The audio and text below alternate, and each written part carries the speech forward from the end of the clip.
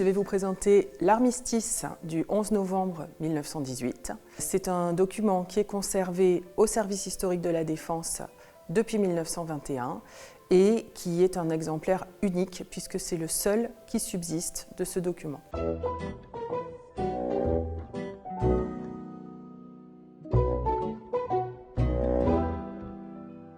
L'image qu'on a tous en tête quand on parle de l'armistice de 1918, c'est le fameux wagon qui est stationné dans la forêt de Compiègne, dans la clairière de Retonde. L'ultime séance de négociation, elle a lieu dans la nuit du 10 au 11 novembre. Et pourquoi la signature a-t-elle lieu à 5 h du matin? C'est parce que le maréchal Foch presse les signataires allemands en leur disant que chaque minute qui passe, ce sont des soldats qui tombent. Voici la valisette qui contient l'armistice. Donc on voit là cette fameuse reliure avec les armes de la République.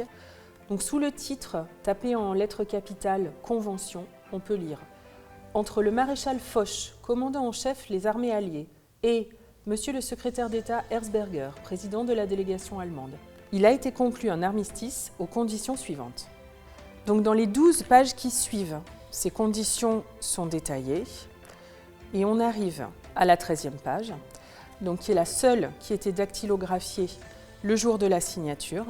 On voit d'ailleurs en haut que le numéro est écrit à la main et pas dactylographié. Et on trouve en bas de cette page donc les signatures. À gauche, celle des alliés, donc le maréchal Foch et Wemyss. Et à droite, les 4 signatures de la délégation allemande avec Erzberger, le président, en premier. L'armistice, ce n'est pas la fin de la guerre, il ne désigne pas de vainqueur, mais finalement, aujourd'hui, dans l'esprit des Français, c'est le document qui marque la fin de la guerre. Et d'ailleurs, la fin de la Première Guerre mondiale est commémorée le 11 novembre et pas en juin, au moment où a été signé le traité de Versailles.